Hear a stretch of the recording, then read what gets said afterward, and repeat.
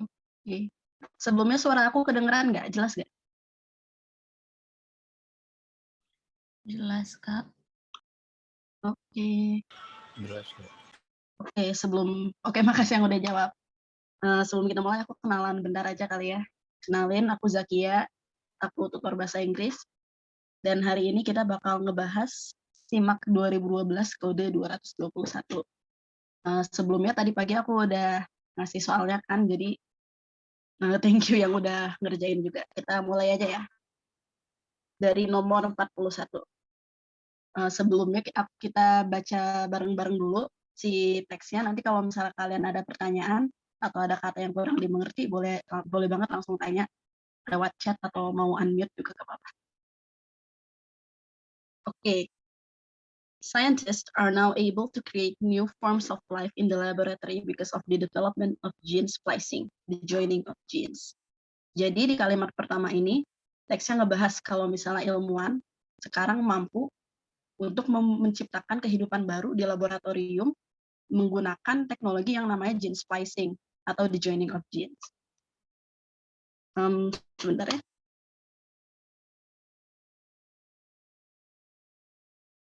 Splicing sendiri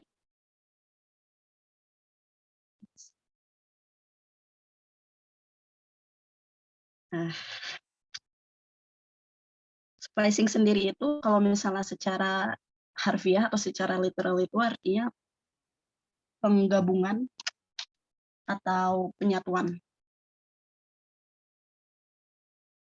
Penggabungan atau penyatuan. Oke, kita lanjut ke kalimat kedua. On one hand, the ability to create life in the laboratory could greatly benefit humankind. Di satu sisi, itu artinya on one hand ya, on one hand sama on the other hand itu frasa-frasa yang sering banget muncul di teks. Kalau misalnya kita translate ke bahasa Indonesia, on one hand itu artinya di satu sisi. Kalau on the other hand itu artinya di sisi lainnya. Jadi untuk menjelaskan dua hal yang berkontradiksi sama satu sama lain. On the one hand, the ability to create life in the laboratory greatly benefit humankind. Di satu sisi, kemampuan untuk menciptakan kehidupan baru di laboratorium bisa menguntungkan umat manusia. Humankind itu umat manusia. Dari kata human ya. Humankind, umat manusia. One beneficial application of gene splicing is in agriculture. Di sini ada kata beneficial, itu dari kata benefit. Benefit itu artinya untung, jadi beneficial application itu artinya aplikasi yang menguntungkan.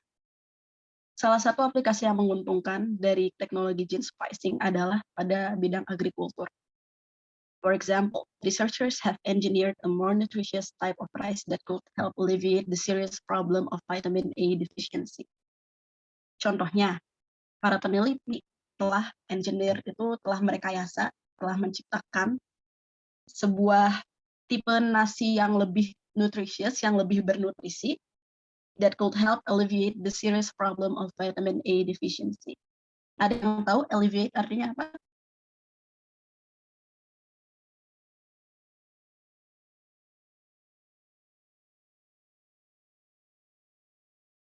Boleh lewat chat atau lewat.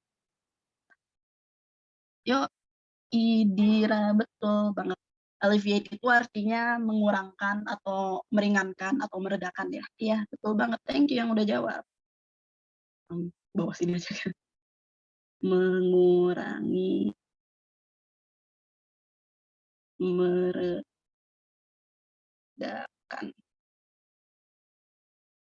Nah, selanjutnya kita baca lagi.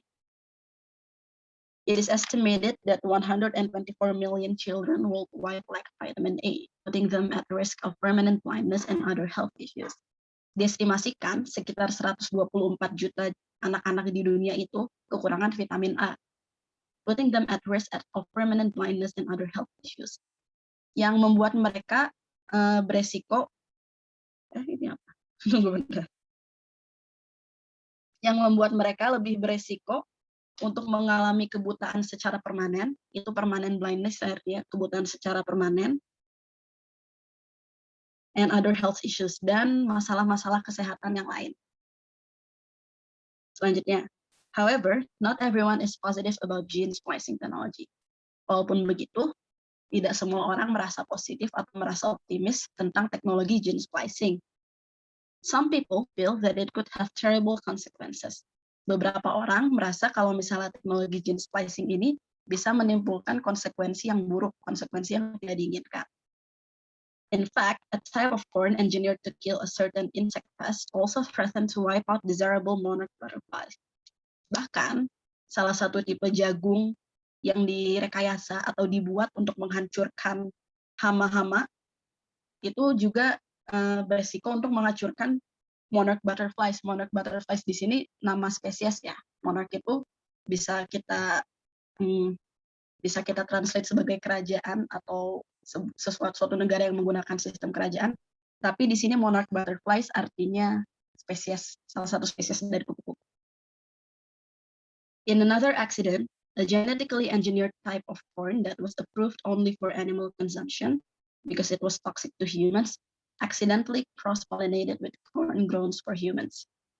Di kecelakaan lain, in another accident, a genetically engineered type of corn, suatu tipe jagung yang direkayasa secara genetika that was approved only for animal consumption because it was toxic to humans, yang awalnya hanya disetujui untuk konsumsi hewan karena karena beracun untuk manusia, accidentally cross-pollinated with corn grown for humans.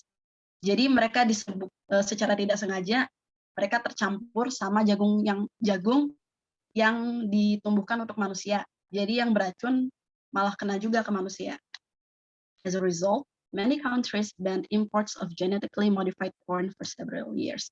Hasilnya, as a result, banyak negara yang melarang impor genetically modified corn, jagung-jagung yang sudah direkayasa secara genetika. Mungkin kalian kalau misalnya lagi ke supermarket atau lagi ke apa, ada yang GMO, non-GMO, itu tuh singkatan dari genetically modified organism, yaitu kayak buah atau sayur yang sudah direkayasa secara genetika. Langsung aja ke 41.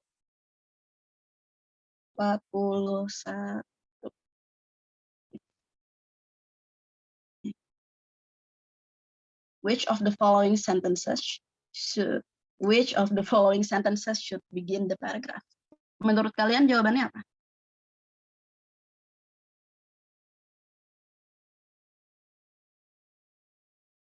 Aku B. Yang lain gimana yang lain?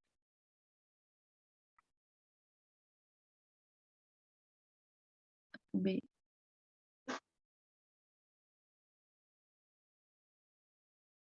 Oke, jadi B ya kebanyakan. Jadi kita kan ditanya should begin the paragraph, berarti kita ditanya kalimat utamanya.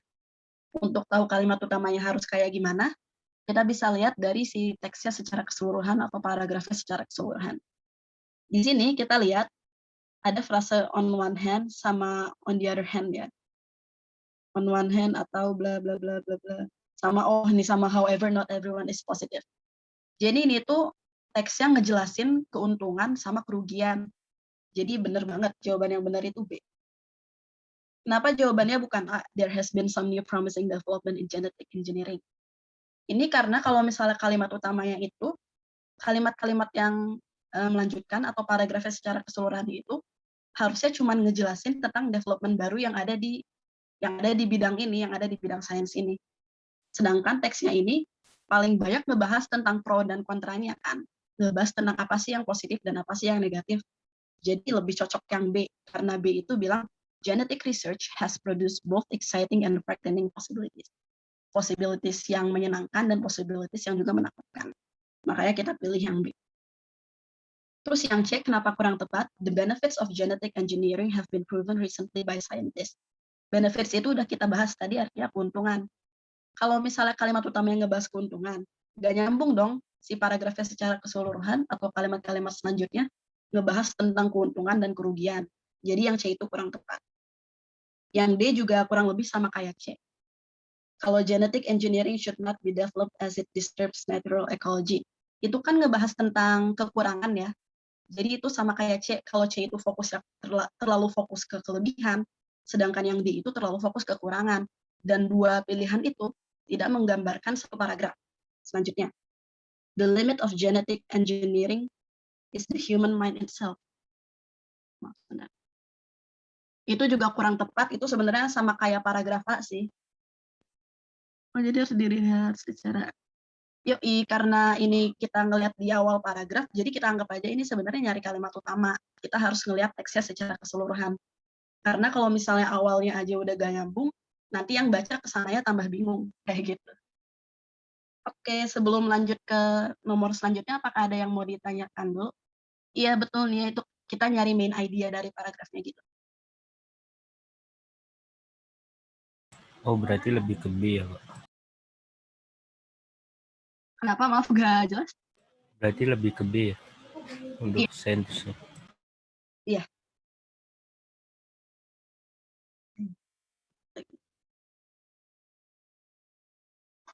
Oke, kita lanjut dulu aja ya kalau misalnya gak ada pertanyaan ke nomor 42. This paragraph may be followed by a paragraph that discusses. Kalau misalnya menurut kalian jawabannya apa?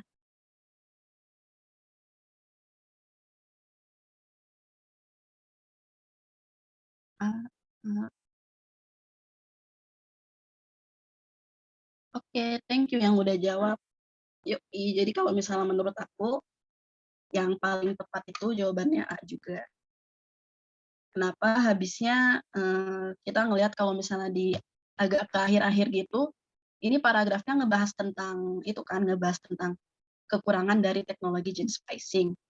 Jadi biar agak nyambung, yang A itu paling nyambung, ways to prevent the undesirable effects of genetic splicing. Ini juga lumayan nyambung sama kalimat utamanya karena kita ngebahas tentang kelebihan sama kekurangan. Kalau misalnya yang B, views about genetic engineering based on religious ground, itu gak terlalu nyambung ya, gak terlalu benar sama kita, karena kita gak ngebahas tentang views about genetic engineering dari berbagai sumber lain, jadi kurang nyambung sama paragraf sebelumnya. Sedangkan yang C, the reasons for avoiding genetic engineering. Ini kurang tepat juga, karena sebenarnya the reasons for avoiding genetic engineering ini udah agak dibahas di paragraf yang ada di soal, di paragraf yang ada di teks. Yang D, reasons why most people must support genetic engineering, ini juga kurang tepat, karena sama kayak option C tadi, udah dibahas di paragrafnya, udah dibahas di teksnya. Yang E, the process of the development of genetic engineering, proses tentang pengembangan rekayasa genetika. Ini kurang benar, karena kita nggak ngebahas tentang rekayasa genetika secara keseluruhannya, kayak tentang prosesnya, tentang apa, enggak. Kita ngebahasnya itu tentang pro dan kontranya, tentang benefits dan tentang yang merugikannya. Kalau misalnya kita mau pilih E, option E itu sebenarnya cocok kalau kalimat utamanya yang di nomor 41 yang paragraf A, yang there has been some new promising development in genetic engineering. Itu cocok digabungin sama 42 yang. Oke, sebelum kita lanjut, apa ada yang mau ditanyakan atau aku ngomongnya kecepatan mungkin?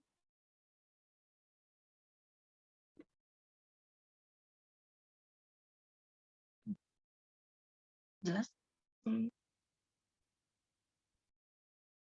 Paham.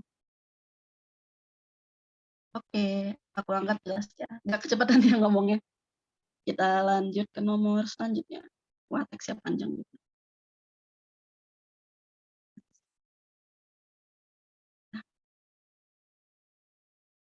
Nah, kayak tadi kita baca bareng-bareng juga ya. Maaf kalau misalnya aku gak ngeliat kamera, karena di laptop agak kurang jelas teksnya, aku baca dari kertas. The unmistakable buzz of a bumblebee is one of the maaf kalau misalnya agak gitu. The unmistakable buzz of a bumblebee is one of the quintessential sounds of British summertime. The unmistakable buzz. Unmistakable itu sesuatu yang nggak bisa kita salah gitu, jadi sesuatu yang udah jelas banget. Buzz itu suaranya lebah, jadi suara lebah kan kayak gitu, itu maksudnya buzz. The unmistakable buzz of a bumblebee is one of the quintessential sounds of British summertime. Ada yang tahu nggak artinya apa? Yang quintessential.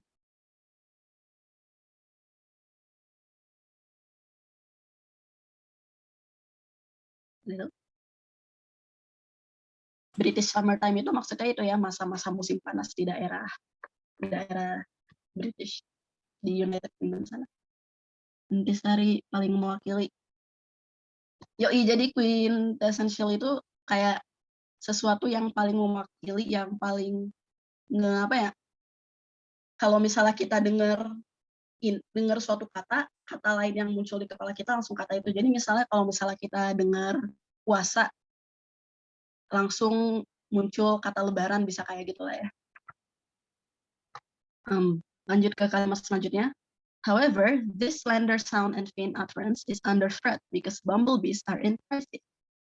Walaupun begitu, suara-suara tipis, slender sound itu suara tipis atau suara lembut, and faint utterance itu juga mirip sih. Jadi suara yang dihasilkannya agak lemah, agak lembut gitu. Is under threat because bumblebees are in crisis. Ada di bawah ancaman, sedang berbahaya. Oke, gak apa-apa sih, dadah. Because bumblebees are in crisis. Karena bumblebees ini sedang dalam krisis. Of the 25 species native to Britain, 3 have already been declared extinct. 5 are designated UK Biodiversity Action Plan priority species, and many more have undergone major range contractions.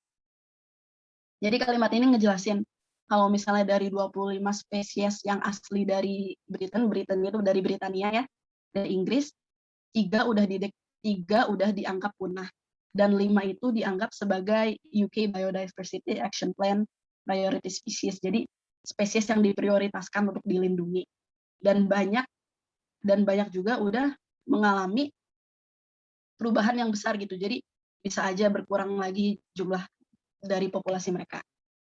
The Great Yellow Bumblebee, Bombus distinguendus, kayaknya bukan itu pronunciation-nya, tapi anggap aja betul karena itu nama spesies. For example, is now restricted to northern Scotland, Orkney, and the hybrid. Aku gak tahu itu nama tempat ya, itu nama tempat. And the shrill carder bee. In the shrill carder bee, Bombus sylvarum, which is once common throughout southern Britain, now exists only in 7 small groups. Jadi ini tuh ngejelasin dari yang kalimat sebelumnya. Kalimat sebelumnya kan ngasih tahu kalau misalnya spesies lebah itu udah pada berkurang. Kalimat ini tuh lebih melebarkan kalimat sebelumnya gitu. Jadi dia ngasih tahu.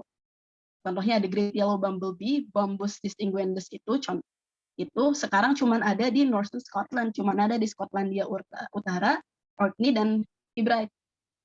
Dan spesies lainnya, salah satu contoh spesies lainnya, Bombus sylvarum, which was once common throughout southern Britain, yang dulunya bisa kita temukan banyak di Britania Selatan, now exists only in 7 small groups. Sekarang mereka cuma ada di 7 koloni-koloni kecil. In addition, as these populations become more isolated, they can become inbred, which increases the risk of further extinctions. Bukan in addition itu, selain itu ya, atau kayak itu memberikan informasi tambahan lah ya, konjungsi yang digunakan untuk memberi informasi tambahan yang masih relevan sama kalimat sebelumnya. As these populations become more isolated, kalau misalnya populasi ini makin terisolasi, mereka masih berkoloni-koloni sendiri, they can become inbred. Mereka nanti kalau misalnya melakukan reproduksi, bakal reproduksi sama saudara-saudara sendiri, itu inbred. Which increases the risk of further extinctions. Yang menaikkan resiko kepunahan mereka. Oke, kita lanjut ke paragraf 2 dulu ya, biar hemat waktu. At the end of summer, all the bumblebees in a colony die, apart from the virgin queens who mate and then leave the nest to hibernate over winter. Di akhir musim panas, semua lebah di suatu koloni itu mati, kecuali ratu-ratu lebah yang akan berkembang biak, lalu mereka pergi dari sarangnya, nest itu sarang ya, untuk hibernasi selama musim dingin. In the spring, a queen will make a new nest lay eggs, and then raise the first batch of workers. Pada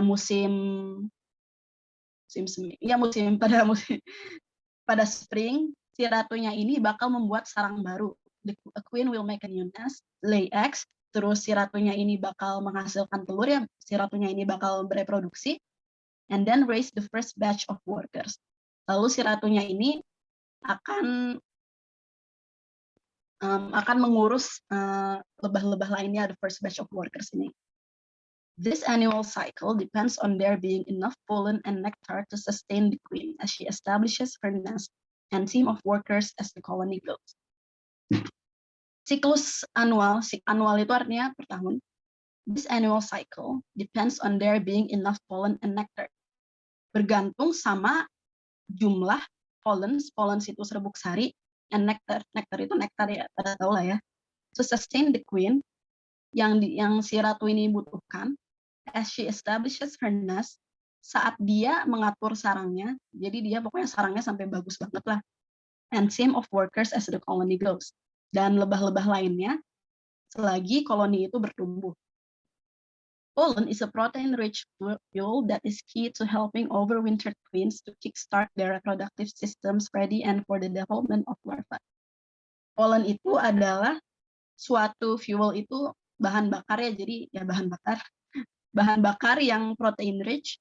Kalau misalnya kita ngeliat kayak gini, ada strip, terus ada kata rich, itu artinya dipenuhi oleh. Jadi kalau misalnya kita ngeliat ini, protein rich itu artinya dipenuhi oleh protein. That is key to helping overwintered queens to kickstart their reproductive systems. Jadi si pollen ini adalah kunci untuk membantu para ratu-ratu kickstart. Kickstart itu kayak memulai, tapi lebih keren dikit lah istilahnya. To kickstart their reproductive systems, untuk memulai atau untuk mempersiapkan sistem reproduktif mereka, and for the development of larva, dan untuk pembentukan larva. Nectar, on the other hand, is a sugar-rich fuel which is converted to honey to feed adult bees. Nektar, di sisi lainnya, adalah suatu bahan bakar yang dipenuhi oleh gula, which is converted, yang diubah, convert, menjadi madu untuk memberi makan lebah-lebah dewasa. The bees make honey by adding the nectar in their honey sacs.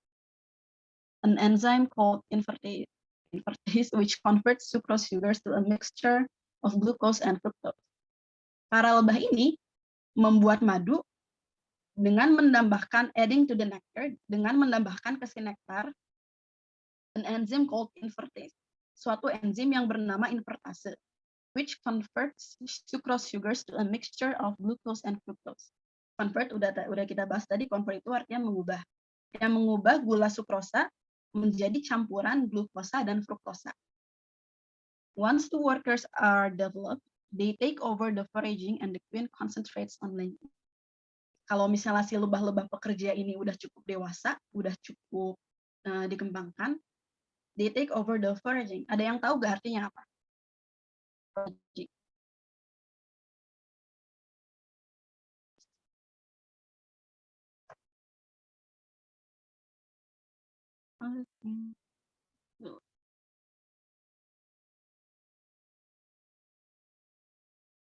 Sehari makan, kurang lebih kayak gitu. Foraging itu mencari sesuatu, tapi biasanya lebih diasosiasikan sama makanan sih.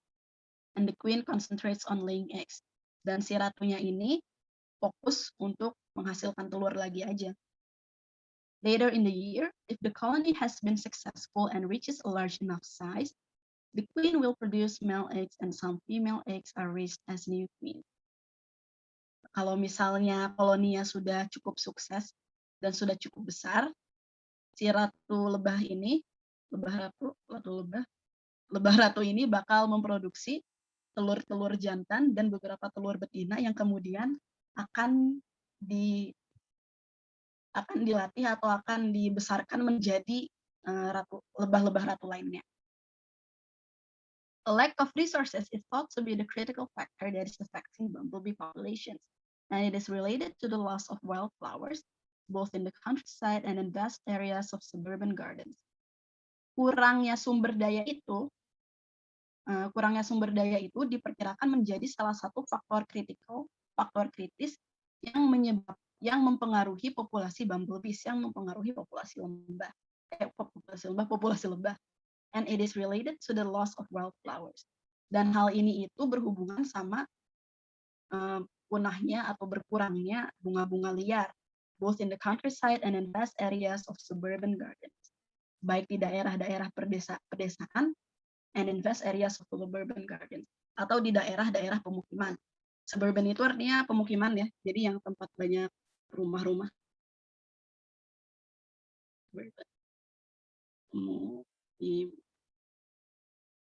Tulisannya jelek, maaf.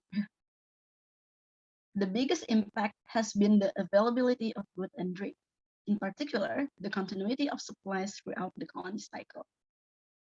Jadi salah satu impact yang terbesar, salah satu impact yang terbesar itu adalah ketersediaan dari makanan dan minuman. Nah, in particular, lebih spesifiknya lagi, kontinuitas supply, kontinuitas persediaan yang ada pada koloni-koloni. Although nectar is available from a wide range of plants, the bees can be much more choosy about where they collect pollen from. Walaupun nektar itu bisa diambil dari banyak tanaman-tanaman lainnya, jadi bukan hanya bunga aja, lebah-lebah ini tuh bisa lebih pingin, mereka tuh milih-milih mau ngambil dari tanaman mana where they collect pollen from, sometimes restricting this to a very few flowering plants. Kadang-kadang saking pilih-pilihnya mereka tuh cuma bisa ngambil nektar dari beberapa bunga tertentu. In Scotland, overwintered queens of the declining and beautiful bilberry bumblebee focus on bilberry in spring. Di Skotlandia, lebah-lebah yang termasuk pada koloni declining itu artinya yang sedang berkurang ya. Declining and beautiful bilberry bumblebee. Koloni bilberry bumblebee itu nama spesies yang cantik tapi lagi berkurang populasinya. Focus on bilberry in spring. Fokus pada bilberry di musim semi.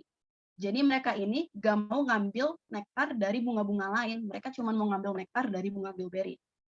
Other species may focus on legends such as red clover and bird's foot trefoil. Spesies lainnya mungkin fokus ke bunga-bunga lain atau tanaman-tanaman lain. Ini nama spesies ya kebanyakan. Sadly, because the UK has lost 98% of its flower-rich grasslands, this has been devastating for some bumblebee species.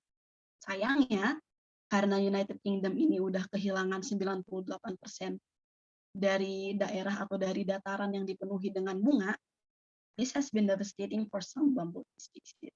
Ini hal yang sangat menyedihkan bagi para lebah. Karena bunganya udah berkurang. Oke, mungkin sebelum kita lanjut, ada yang mau ditanyain dulu dari teksnya?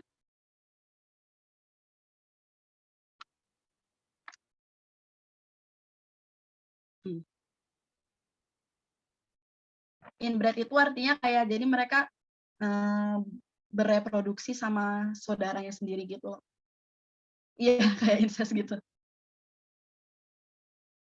Sama sih si artinya inbred sama incest tuh.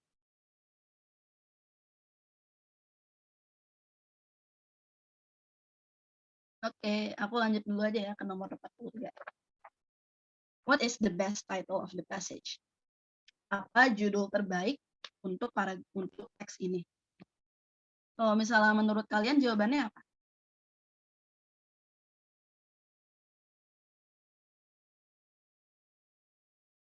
C. Oke, thank you yang udah jawab. Bener banget jawabannya C. Kalau misalnya kita mau tahu apa judul yang paling cocok untuk suatu teks, cara yang paling gampang itu untuk melihat kalimat utama dari masing-masing paragraf. Karena biasanya kalimat utama itu ngejelasin keseluruhan paragraf. Kalau misalnya kita tahu kalimat utama dari masing-masing paragraf, kita tahulah sebenarnya secara garis besar apa sih maksud teks ini. Kalau misalnya kita lihat di teksnya nih ya, paragraf 1 tuh ngejelasin kalau misalnya makin banyak lebah yang berkurang jumlahnya, yang berkurang populasinya. Terus kita lihat ke paragraf 2. Paragraf 2 itu ngejelasin yang kita lihat dari kalimat pertama, at the end of summer, all the bumblebees in the colony die, apart from the virgin queens who mate and then leave the nest to hibernate over winter. Jadi paragraf 2 itu secara garis besar ngejelasin tentang proses reproduksinya si lebah dan kenapa sebenarnya lebah itu populasinya berkurang terus. Terus paragraf 3, kita bisa lihat juga dari kalimat utamanya. A lack of resources is thought to be the critical factor that is affecting bumblebee populations. Sekali lagi, paragraf ketiga ini mirip sama paragraf 1, ngebahas tentang populasi lebahnya itu sendiri yang sedang berkurang. Kita bisa lihat juga di paragraf ketiga, kalimat-kalimat selanjutnya itu ngejelasin kenapa sih banyak lebah yang berkurang. Kata paragraf 3 tuh, oh karena mereka tuh pilih-pilih, mereka tuh gak mau ngambil dari baik semua tanaman, mereka tuh pilih-pilih tanaman mana yang mereka ambil nektarnya. Jadi yang paling cocok itu jawabannya C. Karena yang A, various kind of bumblebees, enggak juga, walaupun banyak disebutin spesies, kita nggak fokus ke spesiesnya, tapi kita fokus ke berkurangnya populasi mereka. Yang B, the impacts of the loss of wildflowers. Sekali lagi, walaupun yang B dibahas juga di teks, itu bukan fokus secara keseluruhannya. Impacts of loss of wildflowers ini cuma salah satu faktor yang berkontribusi dari berkurangnya populasi lebah. Yang D, the development of bumblebees population. Ini kurang tepat juga karena kita nggak ngebahas tentang populasi lebah dari tahun ke tahun tuh kayak gimana, kita tuh ngebahas tentang berkurangnya populasi lebah. Yang E, the availability of bumblebee species in the UK. Ini juga kurang tepat karena sebenarnya walaupun UK dibahas beberapa kali di teks, sekali lagi itu bukan fokusnya. Kita fokusnya tuh ngebahas tentang berkurangnya populasi. Oke, kita lanjut dulu ya ke nomor 44. What can be inferred from the passage about the life cycle of bumblebees? Dari teks tersebut kita tahu apa tentang life cycle of bumblebees. Kalau misalnya menurut kalian jawabannya apa?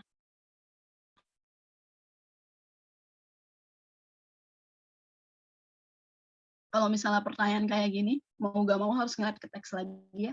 Kalau misalnya kalian ngerasa kalian bacanya lambat, boleh ngeliat dulu opsinya terus ke teks. Tapi kalau misalnya kalian pede dan kalian mau lebih ngerti pertanyaan-pertanyaannya dan gak usah harus bolak-balik baca teks, menurut aku mendingan baca teks dulu di awal.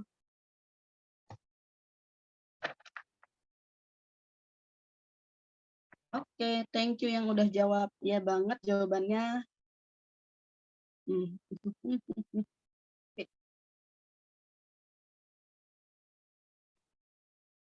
Iya banget jawabannya C. The virgin queens continue to survive the summer and then continue their reproduction. Ini tentang reproduksi lebah bisa kita lihat dari paragraf kedua ya. Kita lihat di kalimat utamanya. At the end of summer, all the bumblebees in the colony died, apart from the virgin queens who mate and then leave the nest to hibernate over the winter. Ini pernyataannya betul sama pernyataan C. Lebah-lebah ratu ini mereka bisa hidup selama musim panas, terus mereka mate, mereka bereproduksi dan mereka melanjutkan dan mereka melahirkan lebah-lebah baru.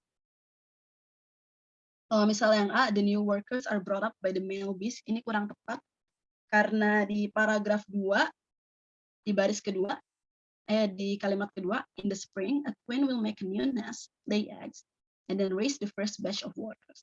Udah dikasih tahu kalau misalnya yang raise the first batch of workers ini bukan male bees tapi lebah ratu.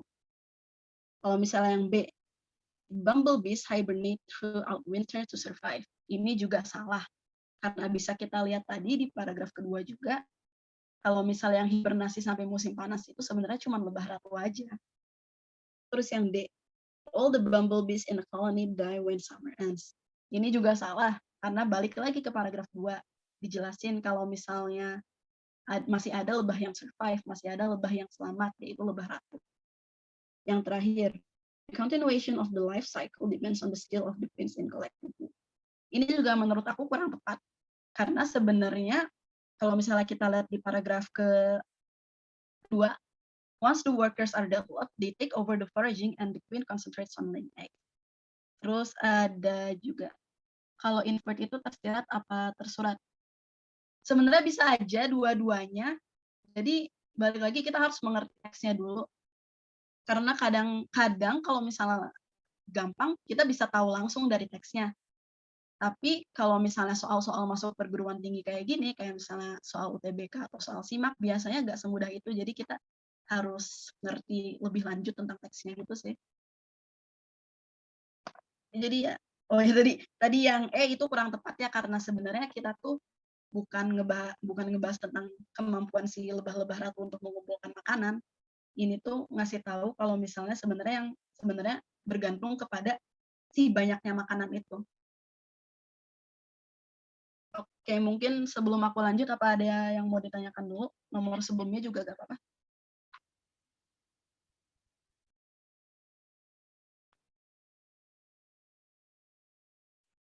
Aman, aman?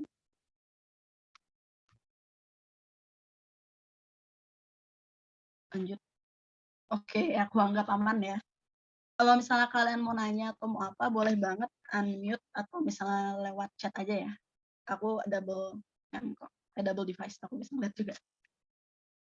Kita lanjut ke nomor 45. The word designated in line 3 can best be replaced by mana line 3? Oh ini. Of the 25 species native to Britain, 3 have already been declared extinct. 5 are designated UK Biodiversity Action Plan priority species, and many more have undergone major range contractions. Kalau misalnya designated sendiri, kalian tahu gak artinya?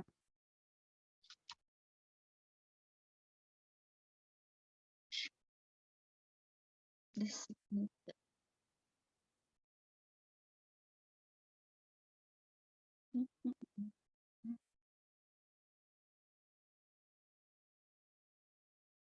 Jadi designated itu kalau bisa kita translate sebagai dipilih atau ditunjuk ya. Sekarang kita lihat kalimat, terus kita lihat pilihannya juga. 5 are designated UK Biodiversity Action Plan priority species. Voted itu kan berarti di vote ya, jadi kita bisa tahu ini kurang tepat sebenarnya. Nah, designated itu tadi. Sebentar ya ini. Nah, ditunjuk. Preferred itu lebih dipilih gitu ya, lebih preferensi. 45 tadi, 45. Oh, 45 ke itu ya? Kelewat ya? Atau belum? Oh iya, 45 kelewat. Maaf, 45 kelewat. Habis ini kita bahas yang 46 dulu aja. Oke, the word designated in line 3 can best be replaced. Preferred itu berarti preferensi, lebih dipilih atau lebih disukai, jadi kurang tepat juga. Restricted itu dilarang, jadi kurang tepat juga. Iya, tadi nomor 44 kayaknya aku salah, ada salah di pas ngebikin OneNote-nya, maaf ya. Ya, 44C, 45 kita bahas setelah ini. Chosen, jadi aku lihat banyak yang milih D ya, banyak yang milih chosen. Chosen itu artinya dipilih. Sebenarnya ini kurang tepat sih kalau menurut aku chosen. Karena 5 are designated UK Biodiversity Action Plan priority species. 5 di antara spesies tersebut dipilih sebagai spesies-spesies yang diprioritaskan. Itu sebenarnya kurang tepat kalau chosen. Iya, jadi jawaban yang benar itu E. Jawaban yang benar itu classified. D kurang tepat karena gak cocok sama konteks kalimatnya. Apalagi ini kita ngebahas spesies, kita ngebahas sesuatu yang berhubungan sama biologi, lebih tepat classified ya. Kalau kalau misalnya chosen itu dipilih, berarti bisa dari banyak hal gitu. Sedangkan kalau misalnya classified diklasifikasikan sebagai spesies-spesies prioritas. Berarti mereka tuh spesies-spesies yang benar-benar lagi dalam bahaya gitu. Diklasifikasi, dikelompokkan. Designated itu artinya ditunjuk atau dipilih.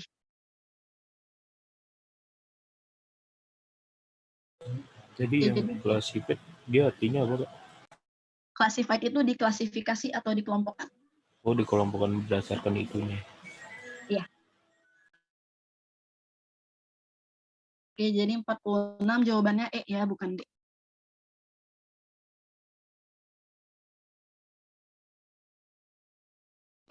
tiga tadi jawabannya C.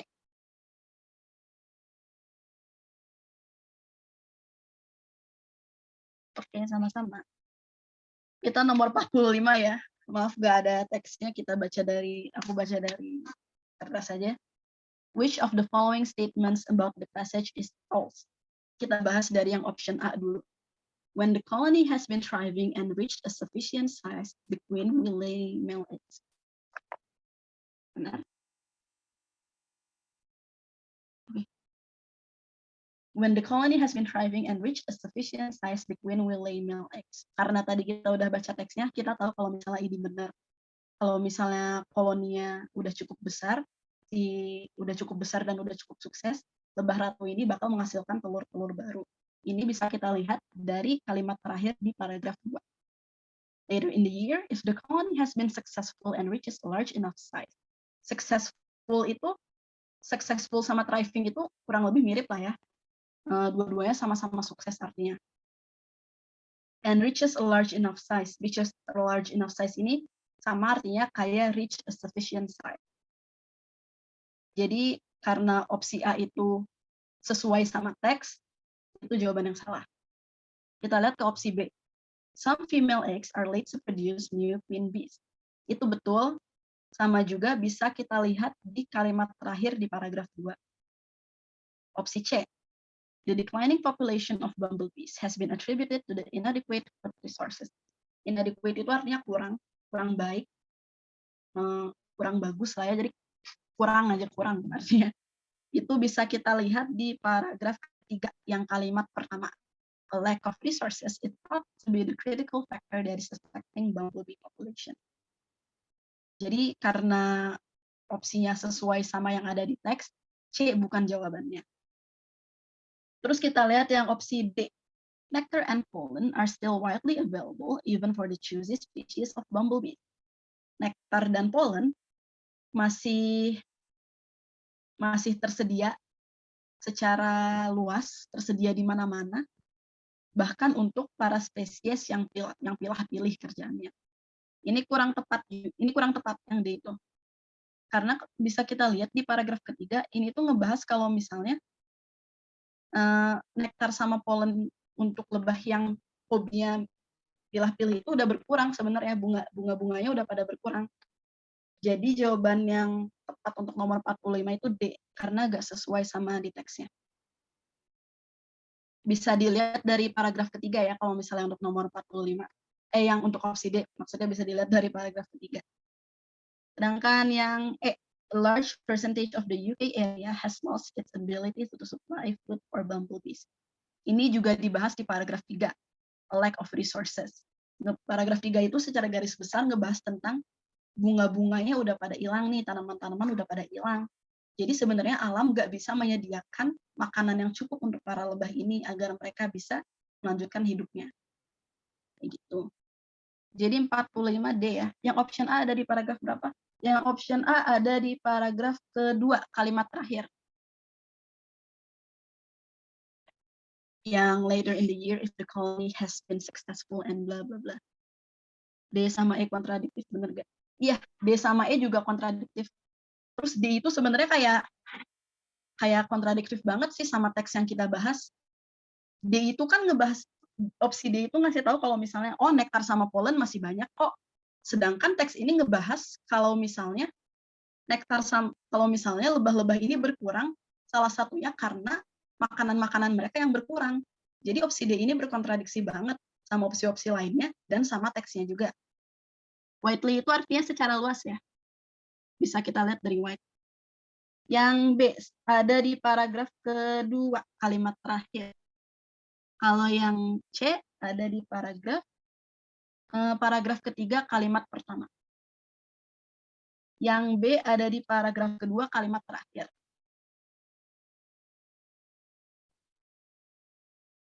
Oke. Jadi gitu sebenarnya kalau misalnya ada soal-soal yang awalnya ada teks, sebenarnya lebih baik kalau misalnya kita baca teksnya dulu. Karena kita bakal ngerti, dan nanti biasanya kita ada ingat-ingat nih, oh di teksnya kayak gini, oh di teksnya tadi bukan itu kok katanya. Jadi kalau misalnya kita baca teksnya dulu, kita udah ngerti dulu sama apa yang dimaksud teksnya, kita bisa lebih gampang ngerjain soalnya. Tapi kalau misalnya kalian nggak yakin bisa ngebaca teks secara cepat, kalian nggak yakin bisa ngebaca teks secara menyeluruh, mendingan ngeliat soal dulu. Oke, kita lanjut ke nomor 47. Karena ngeliat teksnya aja bikin pusing, iya banget. Aku nggak tahu sih kalau simak kayak gimana, kalau ngelihat contoh soal-soal tahun lalu panjang-panjang ya. Cuman kalau waktu aku UTBK tahun kemarin tuh teksnya sebenarnya pendek banget. Cuman ya 10 soal dalam 11 soal atau 10 soal, aku lupa, 11 soal dalam waktu yang pendek juga bikin stres kan lama-lama. Ya gitulah ujian masuk perguruan tinggi. Baca soal dulu baru nyari apa yang ditanya. Iya, sebenarnya bagusnya kayak gitu, baca soal dulu. Iya semua. Karena tahun ini juga ada TKA ya, kalian lebih susah. 8 hari lagi, semangat. Semangat. Kalau misalnya gak lolos, ya udah gak apa-apa, masih banyak jalan lain, jangan terlalu sedih lah. Oke, kita lanjut dulu ke 47, udah jadi gak nyambung, maaf ya. Wah, ini TKD itu cuma 1 jam, jadi ya gitu. Bahasa Indonesia kan disimak ada bahasa Indonesia juga, dan tadi aku ngelihat soal bahasa Indonesia lumayan panjang. Jadi kalau misalnya kalian bacanya bisa cepet banget, ya udah baca dulu. Pada curhat. Kasihan. UTBK kemarin, aku UTBK kemarin nggak ikutan ya, aku UTBK tahun kemarin, tapi bahasa Inggrisnya memang susah. Oke, 47. Why did the writer mention the queens of Bilberry Bumblebee? Kenapa si penulis ini nyebutin Bilberry Bumblebee? Bilberry Bumblebee ini bisa kita lihat di paragraf ketiga ya. Ada di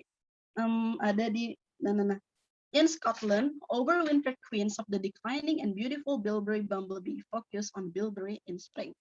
Untuk tahu kenapa si author ini nge-mention suatu hal, kita bisa lihat ke kalimat sebelumnya atau ke kalimat setelahnya. Kalau misalnya untuk ini, kita lihat ke kalimat sebelumnya. Kalimat sebelum In Scotland, overwintered queens itu adalah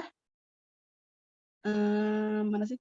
Although nectar is available from a wide range of plants, the bees can be much more choosy about where they collect pollen from, sometimes restricting this to very few flowering plants. Jadi ini tuh ngejelasin tentang lebah yang pilih-pilih. Jadi si penulisnya ini nge-mention bilberry bumblebee ini untuk ngasih contoh. Ini loh salah satu contoh lebah yang pilih-pilih sama makanannya. Jadi sebagai contoh ya, jawabannya to describe how a bumblebee may look like itu kurang tepat karena gak nyambung sama kalimat sebelum atau kalimat setelah bilberry bumblebee. Terus yang B, to give example of bees which can survive the winter, itu juga kurang tepat karena gak nyambung sama kalimat sebelum atau kalimat setelahnya. Terus yang C, to show one species of bees whose food resource is declining, ini juga kurang tepat karena ini cuma nge-mention bunganya aja, gak nge-mention kalau misalnya si bunga bilberry ini udah berkurang. Dan pilihan opsi C juga gak nyambung sama kalimat sebelum atau kalimat setelahnya. Terus yang D, to give an example of a species of bumblebees which is declining, itu juga kurang tepat karena gak nyambung sama kalimat sebelum atau kalimat setelahnya.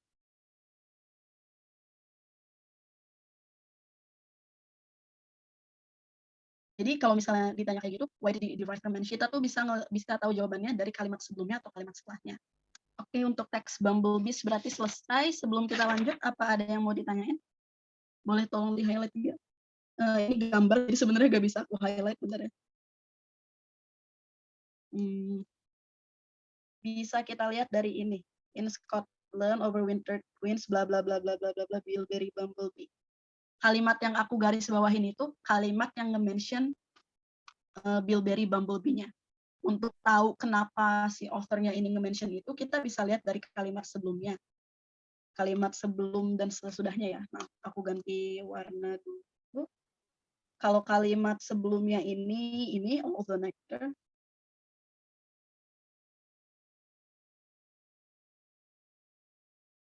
dan kalimat setelahnya itu other species sampai selesai.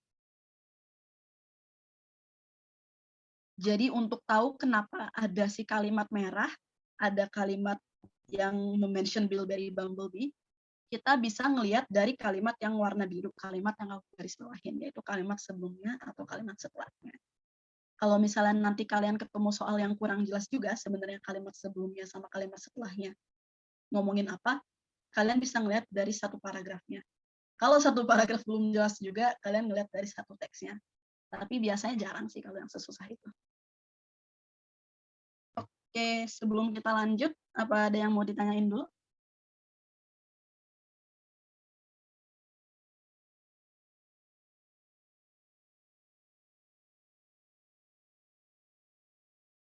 Aman?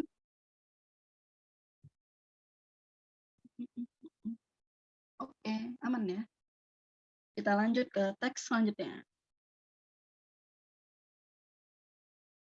Karena ini namanya cukup asing untuk aku, kalau misalnya aku ngomonginnya salah, atau kalian tahu pronunciation yang lebih benar, kasih tahu aja ya. Sequoyah was a young Cherokee Indian, son of a white trader and an Indian squaw. Sequoyah, ini nama orang, adalah orang Indian, orang Cherokee Indian. Cherokee Indian ini nama kayak suku gitu lah ya. Jadi kalau misalnya di Indonesia, orang Sunda, orang Jawa, Cherokee Indian ini suku. Son of a white trader and an Indian squaw. Putra dari seorang trader itu profesi di masa lalu ya, orang yang hobi yang ngebarter gitu, orang yang jalan-jalan terus mereka cari barang-barang untuk dijual atau untuk ditukar kembali. Son of a white trader, putra dari trader berkulit putih, and an Indian squaw. Squaw itu sebenarnya wanita sih kalau misalnya kita translate wanita Indian, jadi Indian squaw itu sebenarnya kurang efektif, tapi kita hiraukan saja, aku tulis dulu ya, squaw. Wanita India. At an early age, he became beep by the talking leaf, an expression that he used to describe the white man's written records.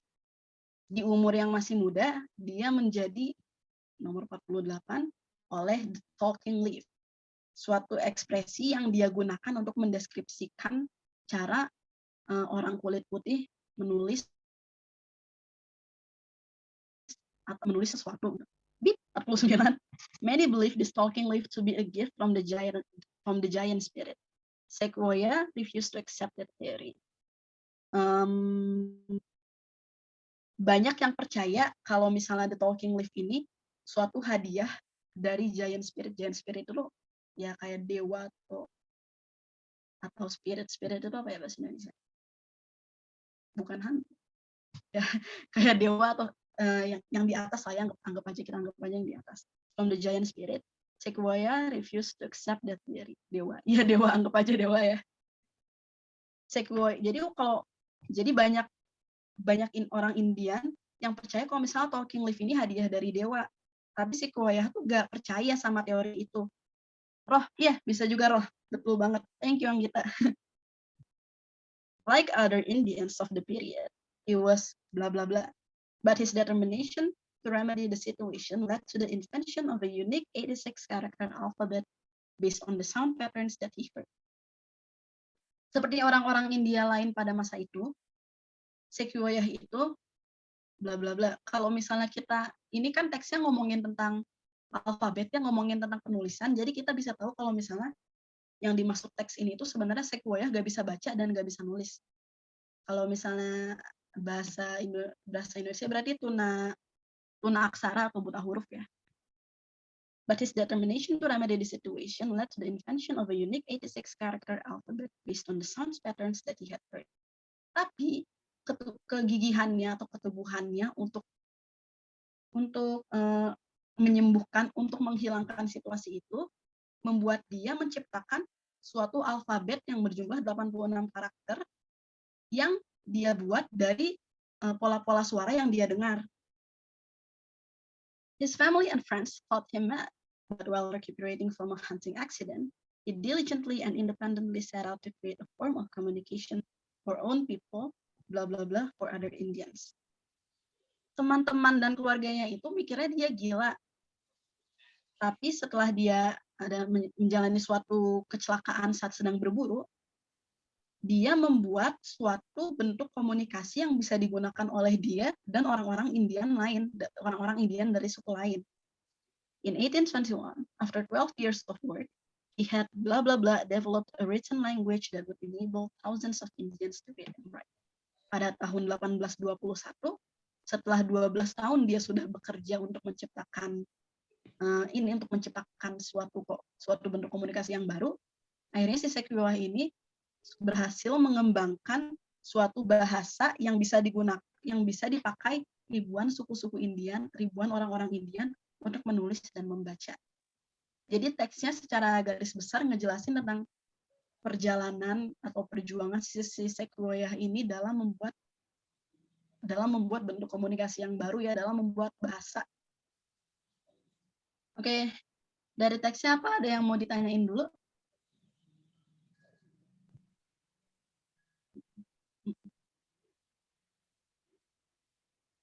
Oke, aku anggap gak ada ya. Atau oke, aman. Oke, aman. Oke, kita lihat ke nomor 48. Boleh dijelasin lagi ke dua kalimat pertama. Sebentar aja, sebentar banget, maaf.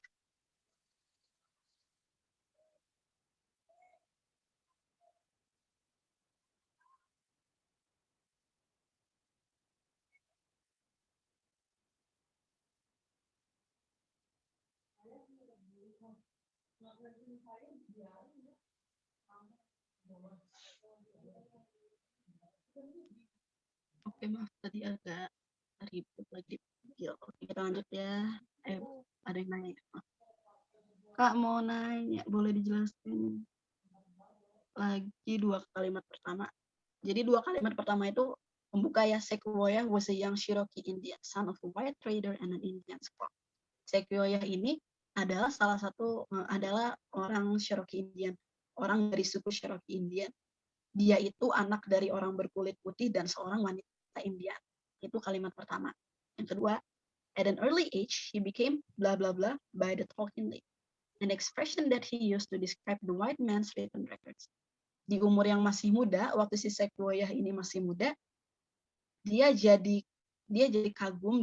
terkagum-kagum sama sesuatu yang namanya talking leaf.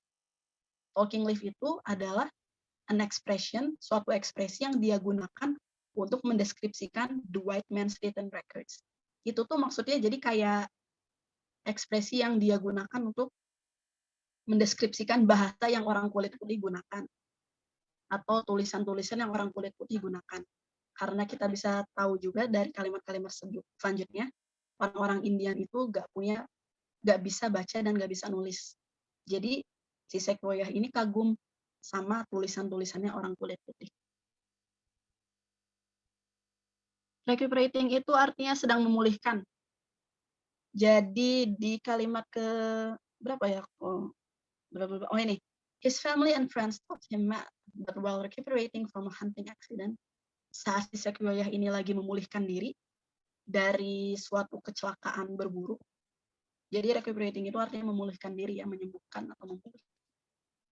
Ada yang mau ditanya lagi? Atau tadi kurang jelas? Boleh banget.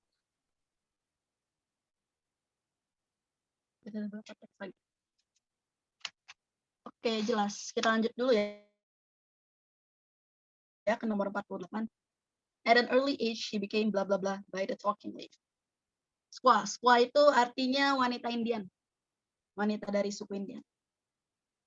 Kalau misalnya menurut kalian 48 jawabannya apa?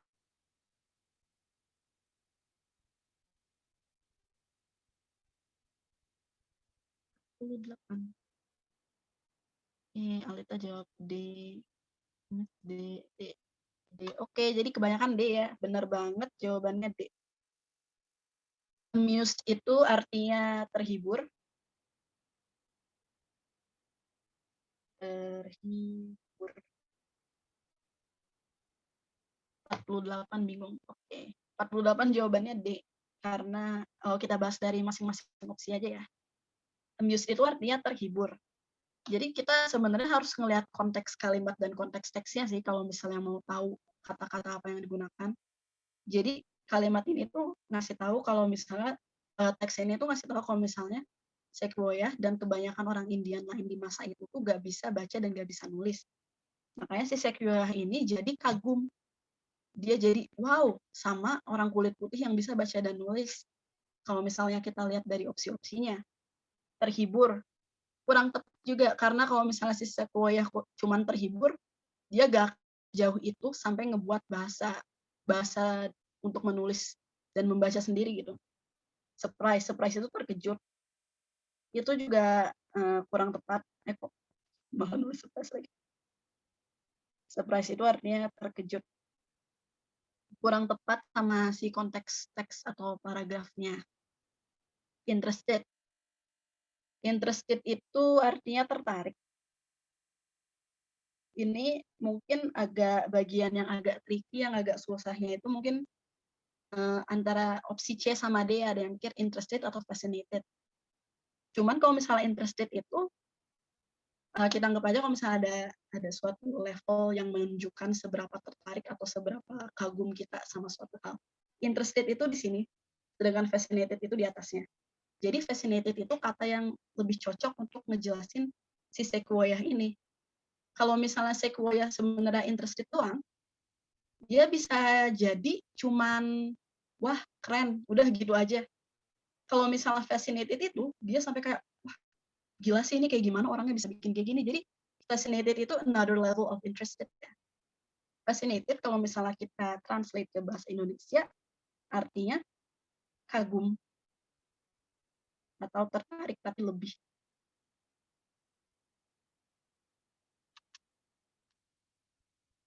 Banyak yang milih C ya awalnya. Jadi kalau misalnya ngerjain soal kayak gini harus banyak latihan. Karena semakin banyak kalian latihan, semakin banyak kalian baca teks, semakin kalian ngerti pola-pola jawabannya kayak gimana, semakin kalian ngerti sih pembuat soal pinginnya kayak gimana sih. Gitu. Motivated ini termotivasi. Ini juga kurang tepat sih sebenarnya. Yang paling cocok itu fascinated. Oke, kita lanjut ke nomor 49 dulu ya. Blah blah blah. Many believe this talking leaf to be a gift from the giant spirit. Sequoyah refused to accept that theory. Jadi banyak yang percaya kalau misalnya si hadiah di talking leaf itu hadiah dari roh-roh yang mendahului, hadiah dari dewa-dewa atau roh-roh. Tapi Sequoyah tuh gak setuju sama pernyataan itu. Jadi kedua pernyataan ini berkontradiksi kan, melawan satu sama lain. Karena berkontradiksi, kira-kira menurut kalian konjungsi yang paling tepat apa? Ada since, because, before, however, although. Betul banget.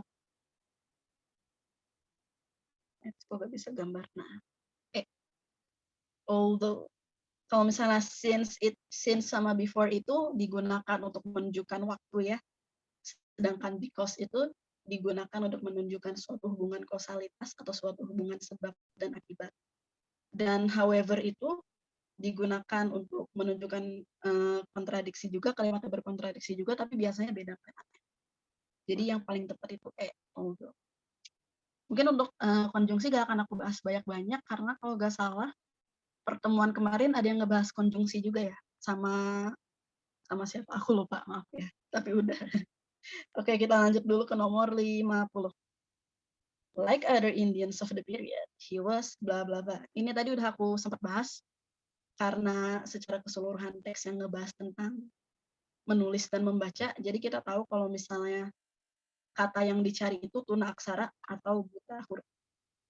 Dan tuna aksara atau buta huruf ini illiterate, dari kata literate atau literasi.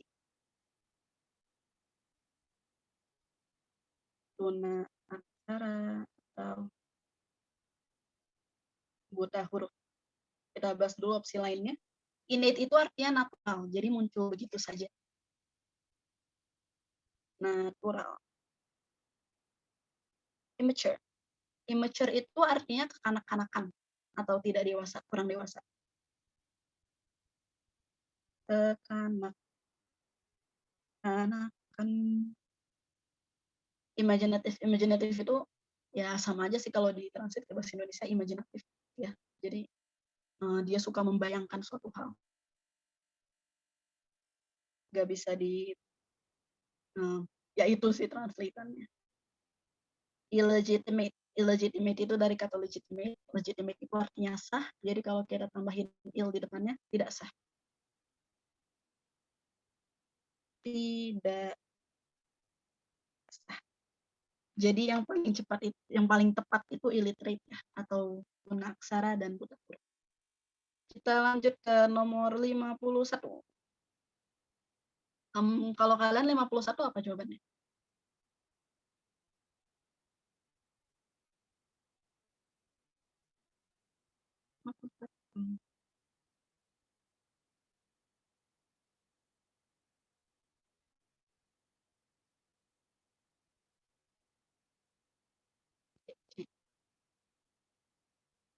Oke, betul banget jawabannya C. Kita bahas lagi kalau as much as itu menunjukkan jumlah. Jadi menunjukkan as much as itu kita tulis sebagai sebanyak. As much as 70,000 rupiah, sebanyak 70 sampai hingga sebanyak 70.000 rupiah. As soon as, ini kayaknya sering dengar juga kalian, as soon as possible, secepat mungkin. As soon as itu menunjukkan waktu, berarti secepat. As well as itu menunjukkan adisi gitu loh. Jadi kalau misalnya kita masukin ke dalam kalimatnya ya, his family and friends thought him mad, blah blah blah blah blah. He diligently and independently set out to create a form of communication for own people as well as for other Indians. Jadi si Sequoyah ini menciptakan bentuk komunikasi bukan untuk suku dia aja, tapi untuk suku-suku Indian lain. Jadi as well as itu juga lah ya, juga. Terus yang kedua, as a result. Result itu kan artinya hasil. Jadi ini itu menunjukkan hasil. Yang as long as. Kalau misalnya kita translate biasa, artinya as long as itu selama. What? Tapi as long as itu bisa kita anggap sebagai suatu syarat juga. Jadi selama tapi sebagai syarat gitu. Jadi I will give you money as long as you pass your test. Saya akan memberikan kamu duit selama kamu lulus ujian kamu. Gitu. Oke, kita lihat ke nomor 52. 52 menurut kalian apa jawabannya?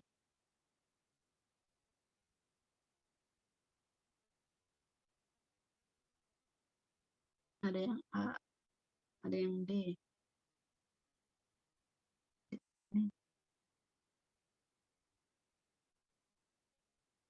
Oke, jadi jawaban yang benarnya itu D. He had successfully developed a written language that would enable thousands of Indians to read and write. Aku ngebahas yang opsi E dulu ya. Kalau misalnya kita mau pakai succeeded, pakai feeling. Iya, jadi kalau misalnya kalian udah udah lumayan advance ya bahasa Inggrisnya, biasanya kalau misalnya ngerjain soal, kenapa jawabannya ini? Kedengerannya enak, kedengerannya benar. Feeling, iya gitu. Tapi kalau misalnya kalian udah bisa jawab pakai feeling, berarti itu udah bagus kemampuan bahasa Inggrisnya menurut aku. Itu kan iya gak paham tapi pakai feeling, kalau misalnya feelingnya benar, trust your instinct lah ya.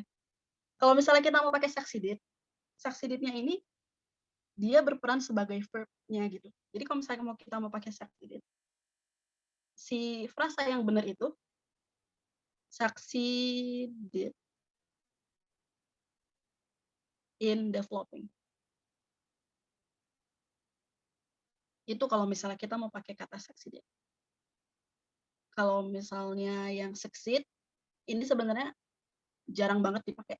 Jadi kita hiraukan saja. Jarang digunakan. Kalau sukses itu noun. Dan kalau misalnya kita masukin ke dalam kalimatnya, in 1821, he had success developed, itu kurang tepat. Ini noun. Jadi salah satu harus ing kayak gitu. Iya, jadi bahasa Inggris tuh banyak yang nggak boleh dempet-dempetan gitu. Jadi kalau successful developed, itu adjective sama verb sebenarnya kurang tepat. Karena kalau misalnya kita mau nyimpan adjective di depan suatu verb, kita harus pakai adverb. Jadi biasanya di depannya kayak di kalimat sebelumnya, di adjective-nya kita tambahin ly. Makanya jadinya he had successfully developed, bukan he has successful developed gitu. Itu kalau misalnya ada adjective sama verb barengan, adjektifnya itu biasanya berubah jadi adverb. Adjektifnya itu minta ly. Ini adjektif ya. Successful itu adverb. Jadi antara kalau misalnya kita mau pakai successfully, kita pakai successfully develop. Kak, maksud yang apa ya? Kalau misalnya develop itu mengembangkan ya. Kalau misalnya kita mau pakai opsi yang succeeded, ini berarti yang jadi verb-nya itu sebenarnya si succeed-nya. Kalau misalnya kita udah pakai succeeded di satu kalimat, kita nggak bisa pakai develop, udah pakai succeeded sebelumnya nih, kita nggak bisa pakai develop lagi. Karena itu jadinya dua verbnya dempet-dempetan. Jadi yang benar itu kalau misalnya kita mau pakai succeeded in developing. Sedangkan kalau misalnya kita mau pakai develop doang, jadinya successfully develop. Oke. Ada pertanyaan lagi? Kalau misalnya nomor 52 kurang jelas, mungkin nanti aku cari penjelasan yang lebih simple dulu, penjelasan yang lebih mudah dulu, terus nanti aku ketik ya. Kalian sama yang 2 minggu lalu. Apa ada yang mau nanya lagi untuk teks ini?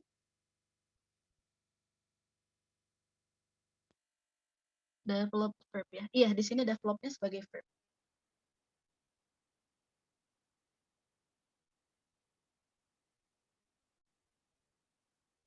Kalau yang succeed itu sebenarnya masuk verb juga, cuman jarang banget digunain sih. Biasanya orang pakainya succeeded gitu. Succeeded atau successfully something.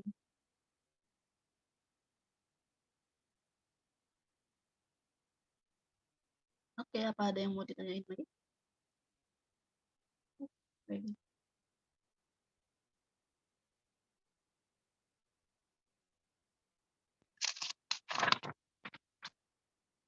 Oke, sama-sama. Alasannya jarang digunain?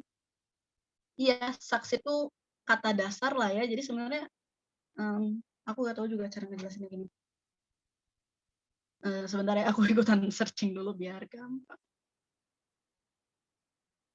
Succeed.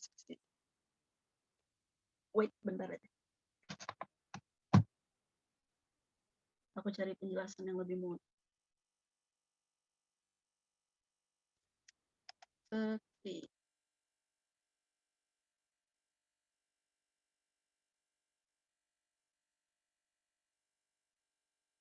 Kalau misalnya aku ngambil contoh dari Google ya. Succeed. Keep trying and you will eventually succeed. The management and business skills you need to succeed. Succeed itu jarang digunakan dan gimana ya cara ngejelasinnya?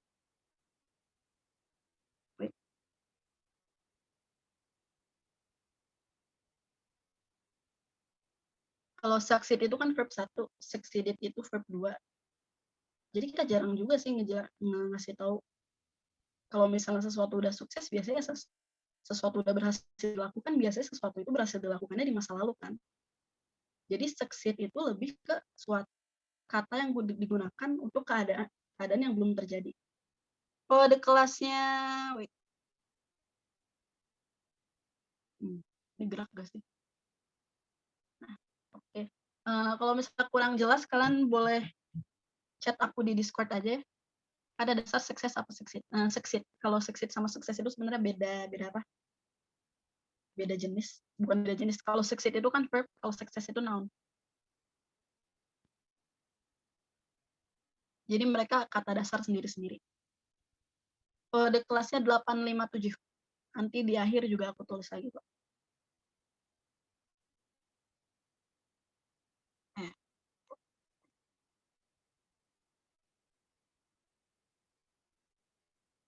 Oke, sama-sama. Ada yang mau ditanyain lagi sebelum kita lanjut?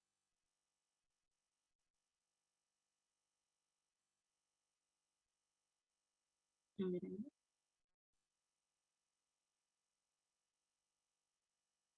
Aman.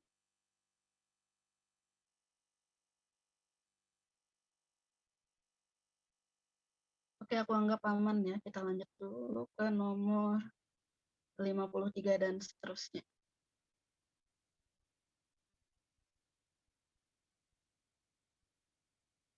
Dan di kalian slide-nya udah ganti belum? Udah ke nomor 53 belum atau masih teks sebelumnya? Oh, udah ya. Oke. Kita baca bareng-bareng lagi. A very important world problem, if not the most serious of all the great world problems which affect us at the moment, is the increasing number of people who actually inhabit this planet. Masalah yang paling besar, salah satu masalah yang paling penting di dunia, if not the most serious, itu maksudnya kayak if not itu salah satu masalah yang paling penting, bahkan paling serius. Jadi if not itu bisa kita translate menjadi bahkan paling serius dari semua masalah-masalah besar yang ada yang mempengaruhi kita saat ini adalah increasing number, bertambahnya jumlah manusia, bertambahnya jumlah orang yang menduduki planet ini, yang menduduki bumi. The limited amount of land and land resources will soon be unable to support the huge population if it continues to grow, blah blah blah. Kurangnya lahan dan kurangnya sumber daya itu, dan kurangnya lahan dan kurangnya sumber daya, sebentar lagi tidak akan kurangnya masalah. Oke, aku ulangin lagi. The limited amount of land and land resources. Jumlah lahan dan sumber daya yang terbatas itu sebentar lagi tidak akan bisa mensupport, tidak akan bisa mendukung populasi yang besar kalau misalnya populasi ini terus tumbuh. In an early survey conducted in 1888, 1.5 billion people inhabited the earth. Pada sebuah survei yang dijalankan pada tahun 1888, 1,5 miliar orang itu menduduki bumi. Now the population bla bla bla 5 billion and is growing fast. Sekarang populasi ini bla bla bla 5 miliar dan terus bertambah secara cepat. By the staggering figure of 90 million in 1988. Pada angka yang mengejutkan, staggering itu mengejutkan ya. Staggering mengejutkan. By the staggering figure of 90 million in 1988. Pada dengan jumlah yang mengejutkan, yaitu 90 juta orang pada tahun 1988. This means that the world, blah blah blah, accommodate a new population roughly equal to that of the United States and Canada every 3 years. Hal ini berarti bumi, blah blah blah, mengakomodasi populasi baru roughly. Roughly itu dari kata rough atau kasar. Jadi roughly itu secara kasar ya. Mengakomodasi populasi baru yang secara kasar berjumlah seperti populasi di Amerika Serikat dan Kanada tiap 3 tahun. Even though the rate of growth has begun to slow down, most experts believe the population size will still pass 8 billion during the next 50 years. Walaupun si rate of growth ini berarti si laju pertumbuhannya sudah mulai melambat, ahli-ahli itu mikir kalau misalnya populasinya itu bakal tetap melewati 8 miliar orang di 50 tahun ke depan, pada 50 tahun ke depan. Terus ke paragraf ketiga. It is really due to the spread of the knowledge and blah blah blah. Hal ini disebabkan karena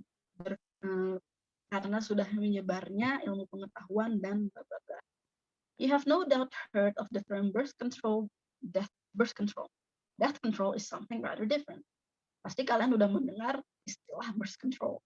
Death control itu sesuatu yang berbeda. It recognizes the work of the doctors and scientists who now keep alive people who not very long ago, blah blah blah, of a variety of then incurable disease. Si istilah death control ini digunakan untuk merekognisi pekerjaan dokter-dokter dan ilmuwan-ilmuwan yang sekarang dapat membantu orang untuk bertahan hidup. Tidak seperti orang yang mungkin pada zaman dulu yang bisa saja mati karena banyaknya penyakit-penyakit yang tidak dapat disembuhkan. Dan mungkin dulu banyak penyakit yang kalau misalnya kita kena penyakit itu kita anggap death sentence, mungkin kayak HIV AIDS dulu kalau misalnya kita kena itu kita mikirnya udah ini udah pasti mati. Tapi sekarang kan ada obat-obat yang bisa membantu keberlangsungan hidup kita, ada obat-obat yang bisa memperpanjang hidup kita. Itu maksud kalimatnya. Through a wide variety of technological innovations that include farming methods and sanitation, as well as the control of these deadly diseases, we have found ways to reduce the rate, blah blah blah, we die, creating a population explosion.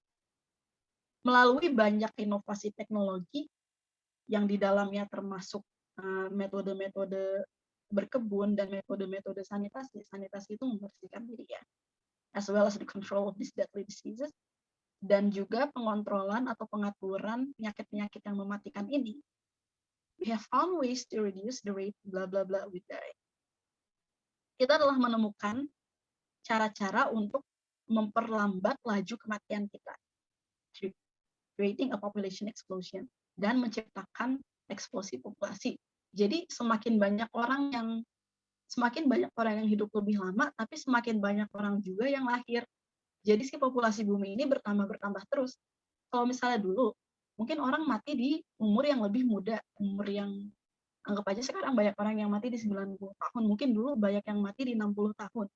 Jadi saat ada yang lahir, ada juga populasi yang meninggal dunia. Jadi populasinya tetap sedikit mungkin.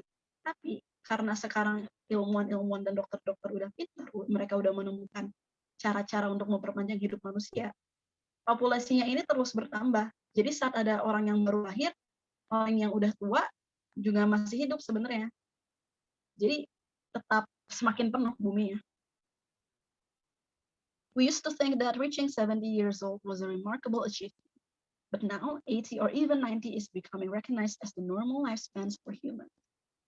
Kita dulu berpikir kalau misalnya hidup sampai umur 70 tahun itu sesuatu yang menakjubkan, suatu pencapaian menakjubkan, remarkable achievement. But now, 80 or even 90 is becoming recognized as the normal lifespan for humans. Tapi, sekarang usia 80 atau bahkan 90 tahun itu dianggap sebagai normal lifespan, dianggap sebagai usia yang normal untuk manusia gitu. Jadi mungkin dulu kalau misalnya ngelihat orang 90 tahun, wah hebat banget bisa hidup setua itu.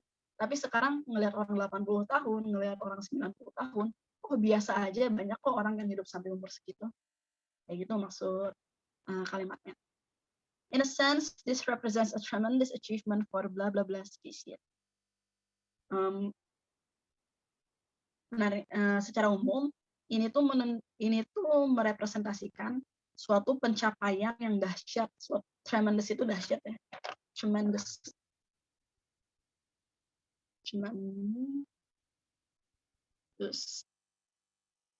Dahsyat. Achievement for blah blah blah species, untuk spesies kita. Biologically, this is the very definition of success, and we have undoubtedly become the dominant animal on the planet.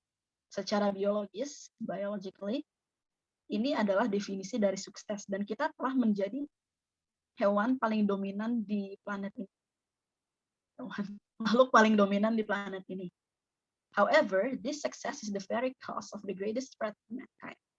Walaupun begitu, kesuksesan yang dimaksud adalah kesuksesan ilmuwan yang bisa memperpanjang hidup manusia, adalah penyebab dari ancaman terbesar untuk umat manusia.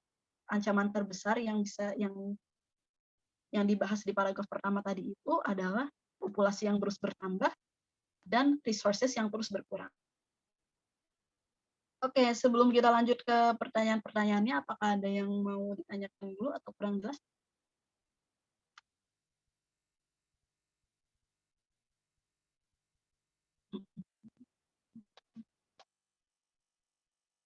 Hujan. Oke, jelas ya. Kita lanjut. Number 53.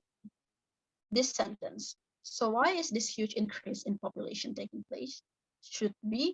Jadi kalau misalnya menurut kalian, ini kalimatnya paling cocok disimpan di paragraf berapa? B.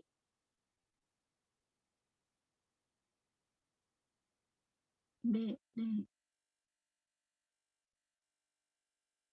Oke. Jadi thank you yang udah jawab. Jawabannya itu D. The first sentence of paragraph 3. Jadi kalau misalnya kita ngeliat kalimat pertama paragraf 3 itu ngejawab banget sih sama ini. So why is this huge increase in population taking place? It is really due to the spread of knowledge and blah blah blah blah. Kalau misalnya kita tulis di the first sentence of paragraph 1, ini kurang cocok karena paragraf 1 sendiri baru memperkenalkan apa sih masalah terbesar untuk dunia saat ini. Jadi kalau misalnya kita tiba-tiba udah ngomongin populasi, kurang nyambung. Terus yang yang opsi kedua, the last sentence of paragraph 1. Ini juga kurang nyambung karena kalau misalnya kalimat terakhir paragraf 1 ini mempertanyakan kenapa ada peningkatan yang besar di populasi manusia, harusnya paragraf kedua ngebahas alasan-alasannya. Harusnya paragraf ketiga itu jadi paragraf kedua. Tapi kita bisa lihat di teksnya. Paragraf kedua itu cuman ngebahas tentang survei yang pernah dilakukan. Paragraf kedua itu cuman ngebandingin populasi manusia di masa lalu dan populasi manusia sekarang. Jadi kurang nyambung. Terus yang C, the first sentence of paragraph 2. Nah, ini juga sama kayak opsi B tadi. Kalau misalnya kita simpan, so why is this huge increase in population taking place di awal paragraf 2, kalimat kesananya gak akan nyambung. Kalau misalnya yang D itu opsi yang benar ya. So why is this huge increase in population taking place? It is really due to the spread of knowledge. Kayak gitu. Jadi kenapa ada peningkatan besar dalam jumlah populasi manusia? Dijawab nih sama paragraf 3. Oh, hal ini terjadi karena adanya penyebaran ilmu pengetahuan. Kalau misalnya itu disimpan seperti di opsi E atau di the last sentence of paragraph 3, itu gak nyambung. Habisnya si paragraf 3 di kalimat-kalimat sebelumnya udah ngebahas tentang alasan. Oh, tiba-tiba dia nanya lagi di akhir. Kayak gitu. Oke, ada pertanyaan nggak untuk nomor 53?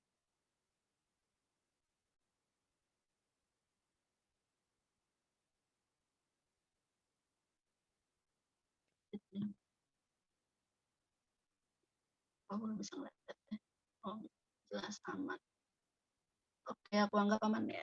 Kita lanjut ke nomor 54. Kalau kalian 54 jawabannya apa? The limited amount of land and land resources will soon be unable to support the huge population if it continues to grow, bla bla bla. Ditaruh sebelum kalimat 1 paragraf 3. Iya, itu kalimat 1 ditaruh sebelum kalimat 1 paragraf 3. B. Oke, betul banget. At full speed itu artinya pada kecepatan yang penuh, pada kecepatan yang full. In 6 figures itu biasanya ngomongin tentang duit ya. Kalau misalnya in its present degree itu kurang cocok juga. Jadi mungkin banyak yang bingungnya antara B sama C, at its present rate atau at its present pace. Kalau misalnya kita ngomongin tentang laju pertumbuhan atau laju pengurangan, itu biasanya kita pakainya rate sih. Pace kurang cocok juga. Jadi karena kita ngomongin laju, kita pakainya rate. Kayak gitu. Kita lanjut dulu ya ke nomor selanjutnya. Nomor 55 dan 56. Kalau 55 kalian apa?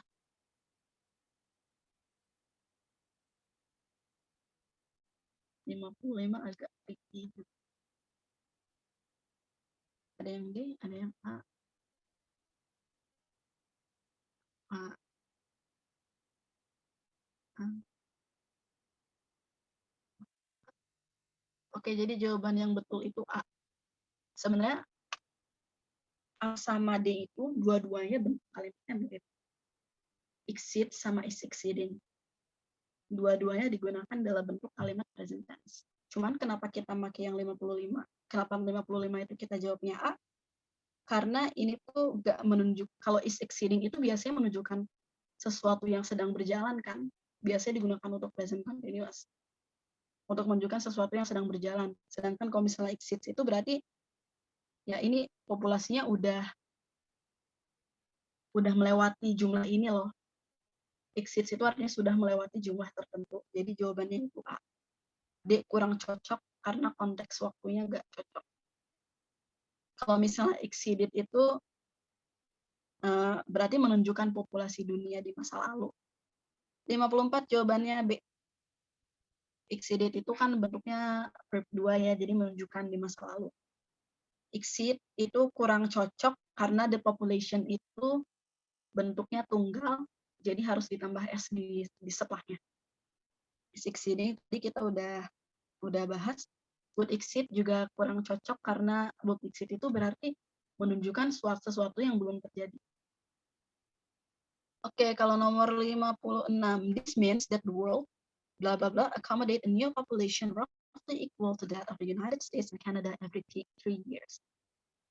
Berarti ini tuh menunjukkan suatu keharusan kan, sesuatu yang harus dilakukan bumi. Jadi kalau misalnya can itu kan artinya bisa. Kurang cocok juga nih bisa. Kalau may itu artinya boleh. Kurang cocok juga. At better itu sebenarnya iya jawabannya E. At better itu jawabannya lebih baik. Cocok juga. Sedangkan mas itu jawaban harus. Jadi jawaban yang paling cocok itu mas. Kalau misalnya kita mau pakai will, harus diikutin sama have. Jadi kalau misalnya kita pakai will, ini misalnya will have. This means that the world will have to accommodate. Will have to sama must itu fungsinya sama. Will have to sama dengan must. Dua-duanya menunjukkan suatu keharusan.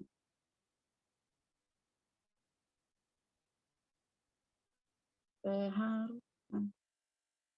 Oke, berarti untuk nomor 55 sama 56 jelas ya. Kita lanjut dulu aja ke nomor selanjutnya. Ada berapa? Oh. 57. Kalau 57 kalian jawabannya apa?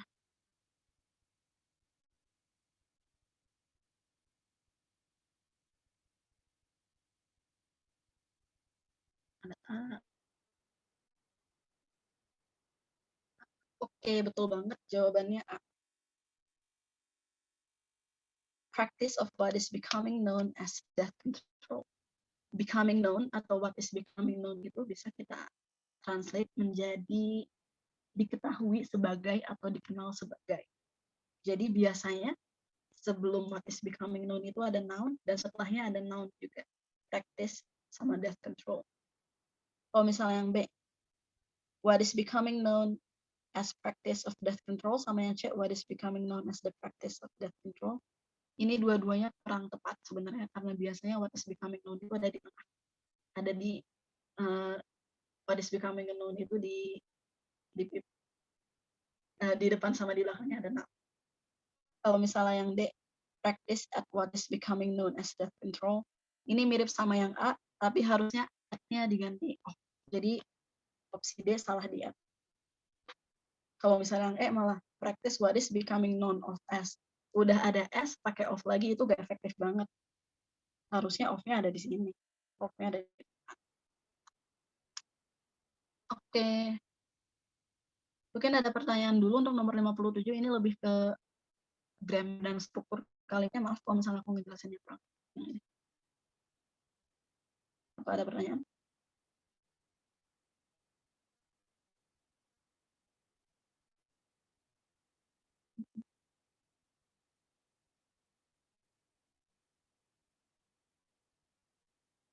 Aman ya? Oke. Anggap aman. Kita lanjut ke nomor 3 nomor terakhir. Sampul soal. Wow. 58. It recognizes the work of the doctors and scientists who now keep alive people who, not very long ago, blah blah blah of a variety of then incurable disease. Ini jadi nunjukin kalau misalnya dokter-dokter itu sudah berhasil memperpanjang hidup orang. Dan dokter-dokter itu udah berhasil berhasil mencegah penyakit-penyakit yang pada zaman dulu mungkin bisa bikin orang mati. Jadi menurut kalian jawabannya apa?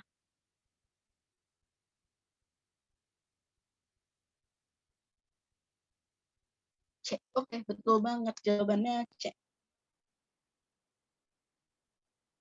Kalau, wait, kok gini? Nah, would have died. Bukan D ya, jawabannya C. Kenapa kita pakai would have died juga? Itu karena would have died itu bentuknya adalah past perfect. Past perfect conditional. Kalau misalnya ada kata would, ada kata have, terus ada verb 3, itu past perfect conditional yang menunjukkan kemungkinan sesuatu terjadi di masa lalu. Kalau misalnya had died sama have died itu dua-duanya bentuk perfect juga, dan bentuk bedanya kalau yang A itu di masa lalu, kalau misalnya B itu untuk present. Kalau misalnya yang D will be dying itu berarti menunjukkan ke sesuatu yang bakal terjadi di masa depan. Sedangkan dari kalimatnya sendiri ngomongin tentang people who not very long ago, berarti ngomongin sesuatu yang terjadi di masa lalu. Berarti opsi D sudah salah, opsi B juga udah salah. Kalau misalnya opsi E, kita coba not very long ago died of a variety of the diseases, itu juga kurang tepat karena kita sebenarnya nggak tahu kan kalau misalnya orang-orang itu banyak yang mati atau enggak. Jadi karena kalimatnya ini bermaksud menjelaskan suatu kemungkinan yang terjadi di masa lalu, opsi yang paling tepat itu C.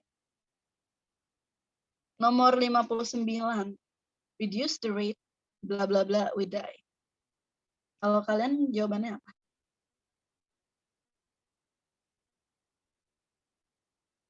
The rate something we die. We die.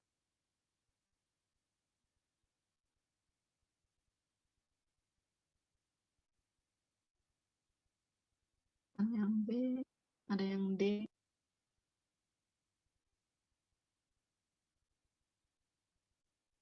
Oke, jadi jawaban yang tepat untuk nomor 59 itu E. The rate at which we die. Kenapa bukan the rate that we die? Karena itu gak cocok, bukan itu frasa yang biasa digunakan. Ini kita ngomongin frasa yang sering digunakan. The rate why we die. Laju mengapa kita mati. Itu juga kurang tepat. The rate how we die. Laju bagaimana kita mati. Kurang tepat. The rate when we die. Laju kapan kita mati. Itu kurang tepat. The rate at which we die. Laju tentang kematian kita. Jadi at which sama the rate itu lumayan sering digunakan ya. Aku sebenarnya nggak punya penjelasan yang cukup jelas untuk nomor 59. Jadi nanti aku cari dulu penjelasan yang lebih simpelnya dan aku kasih tahu kalau aku udah nemu. Tapi kalau kalian ada pertanyaan atau apa, boleh chat aku di Discord aja. Oke, kita lanjut dulu ke nomor 60. In a sense, this represents a tremendous achievement for. Ini ngomongin tentang spesies. Spesies apa sih? Ya, spesies manusia lah, berarti spesies kita. Jawabannya our species.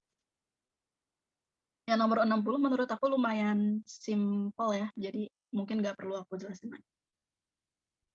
Oke, karena soal-soalnya udah habis, kalian boleh ngisi bit.ly/evaluasi ngabers. Dan kode kelasnya 857. Mungkin sebelum aku tutup kelasnya, apa ada yang mau nanya-nanya lagi? Atau ada yang kurang jelas? Kak, apa ya? boleh lihat jawaban yang 43, nggak sampai 47.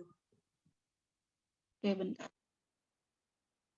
43 jawabannya C. 43 sampai berapa, Mas? Sampai 47, Kak. Oke. 43 C. 4 pertanyaan lagi. Kode kelasnya 857 ya.